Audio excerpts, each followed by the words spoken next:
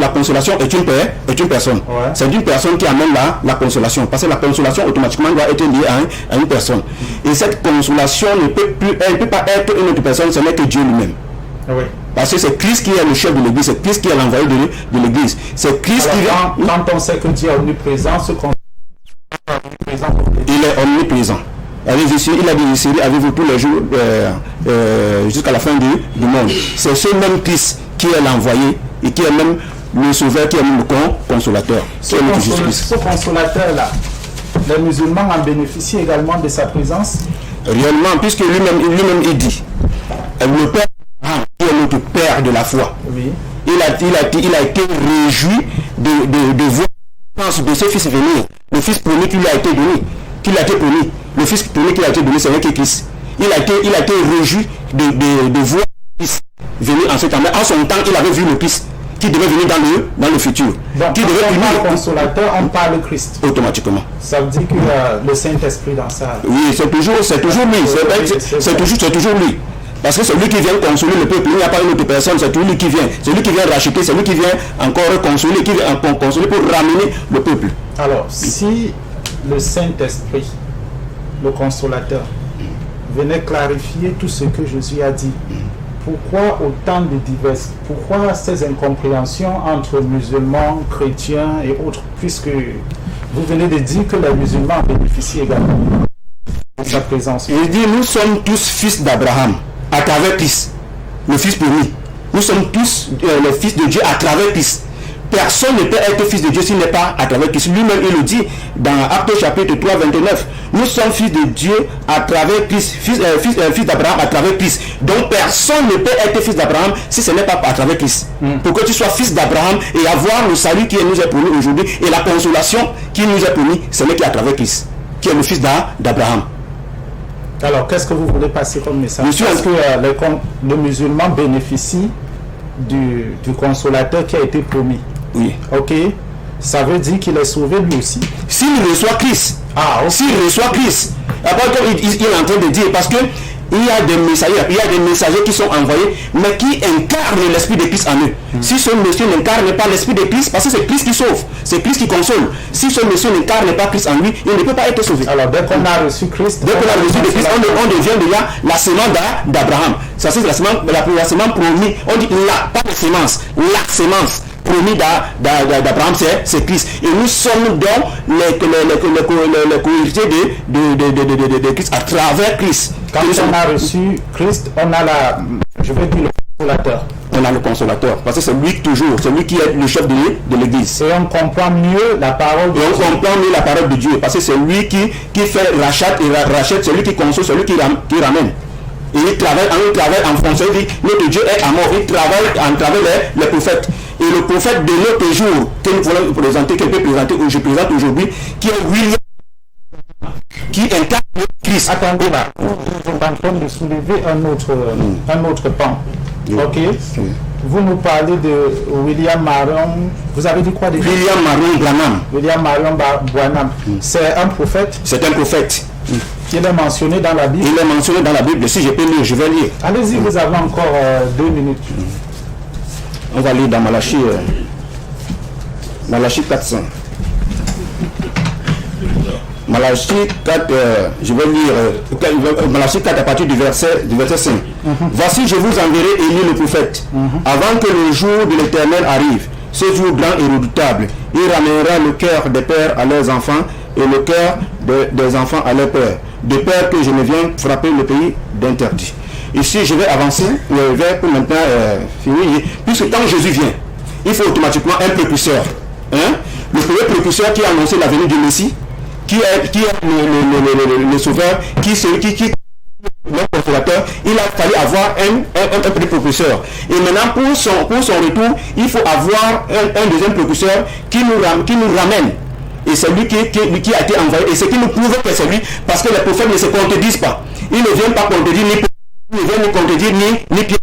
Et c'est quand nous prouve que non, c'est lui qui est l'envoyé. Donc, ce passage, vous voulez nous dire que c'est lui, parce qu'il est le deuxième précurseur de la de Christ qui est le consolateur. Alors, il faut le croire en lui et croire en Jésus-Christ pour être sauvé. Parce que c'est lui à travers lui. qui nous présente Christ. Ok. C'est lui qui nous Si on présente ne passe Christ. pas par lui également. On ne peut pas, parce que c'est à travers lui, parce que c'est lui qui incarne le Christ. Abou Fayed, c'est très grave ça. Ça veut dire que vous qui n'avez pas William. cru en William Branham, Jésus-Christ comme étant le sauveur, je ne sais pas trop, parce que je sais que vous parlez également de Jésus-Christ tout à l'heure à l'entame, vous aviez parlé de Jésus-Christ comme étant un prophète. Alors que dites-vous de ça? Alhamdulillah Rabbil Alamin. Jésus-Christ était un prophète dit par lui-même. Quand le pasteur lui-même dit nous devons croire à William Branham William Marion Branham. en disant qu'il est dans la Bible. C'est une prophétie qui ne concerne même pas Marion Branham. C'est une prophétie qui a été accomplie. Dans Matthieu 11, verset 11, Jésus dit, depuis le temps ancien, le royaume des cieux, depuis le temps de Jean-Baptiste, le royaume des cieux est forcé et ce sont des violents qui s'en emparent. Et si vous voulez le comprendre, c'est lui, Élie, qui devait venir. C'est Jean-Baptiste qui est Élie qui devait venir.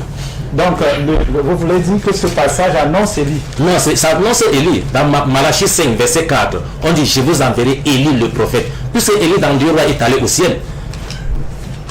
Jean-Baptiste a eu l'esprit de Élie. Donc ça n'a rien à y voir avec l'américain Branham. Le pasteur veut seulement forcer Branham, ce n'est pas une prophétie de Branham. Je vais présenter l'écriture. Oui, il n'y a pas de souci. Si me donne la voix, Le problème est quoi? Dans Jean chapitre 11, Jean chapitre 1, verset 19, les Juifs, les sacrificateurs ont envoyé des Juifs aller poser la question à Jean-Baptiste, à savoir qui est-ce que tu es? Es-tu le Christ? Il dit non, je ne le suis pas. Es-tu Élie? Parce que Élie devait venir. Il dit non, je ne le suis pas. Es-tu le prophète? Trois personnalités. La première personne, c'est Christ. Nous sommes sans ignorer que Christ, c'est Jésus. Et Élie, c'est Jean-Baptiste. Parce que Jésus lui-même dit, si vous avez des oreilles pour comprendre, comprenez. C'est lui, Élie, qui devait venir. Mais à ce Le problème maintenant, le prophète, c'est qui? Ce n'est pas d'autre que le consolateur. Les trois derniers prophètes. Mais dans la demande, je n'ai pas entendu le nom de Mohamed. Non, le nom de Mohamed. Le Coran, c'est plutôt l'accomplissement de la prophétie. Et la Bible, c'est la prophétie. On annonce le prophète. Pour voir ce prophète maintenant. Ça veut dire que la Bible n'est pas complète. Non, la Bible ne dit pas que c'est Branham. Non seulement que ce n'est pas complet. Oui, Inch'Allah. Et nous allons y arriver. Sur le terme du consolateur. Le consolateur ne porte pas seulement le nom consolateur. Oui. La seule Bible qui parle du consolateur, c'est Louis II. Oui. Il y a aussi la Bible d'Abi qui parle de avocat. La Bible semeur qui parle de la Bible de tradition du monde nouveau. Oui. Assistant. Il y a aussi la Bible Jérusalem que nous avons ici qui parle de paraclet. Ou bien la Bible Tom qui parle de paraclet ou bien paraclétos. Il y a aussi la Bible de tradition en Bamoun que nous avons ici qui parle pour les Bamoun qui nous comprennent. Qui parle de Singa, c'est-à-dire c'est lui qui vous donne la paix dans le cœur. Inch'Allah. Là, c'est le Coran traduit en Bamoun, quoi. Voilà. Non, la Bible traduit en Bamoun. Ah, la Bible traduit en Bamoun dit le consolateur c'est Nga Freshenté. C'est-à-dire c'est un être humain, Nga Freshenté. Ou bien c'est lui qui vous donne la paix. Bien, vous avez encore quelques minutes là, à moins que vous n'ayez... Je vais profiter pour vous poser cette question que vous n'avez pas répondu la première fois. Mohamed consolateur, je l'ai posé. Ici, de l'autre côté, on a un consolateur qui venait pour clarifier la parole de Dieu.